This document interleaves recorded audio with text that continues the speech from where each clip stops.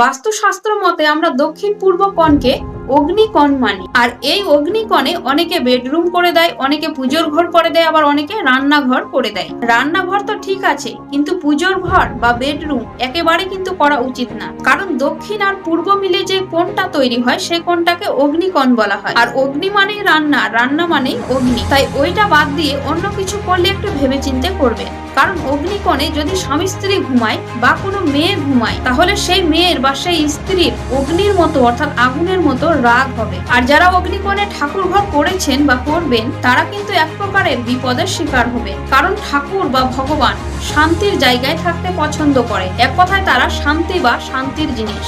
আর অগ্নিকোণে ভগবানকে বা ঠাকুরকে যদি রাখা হয়, সেই দিকে ঠাকুর ঘর করলে দেবী দেবতারা ভগবান রুষ্ট হয়।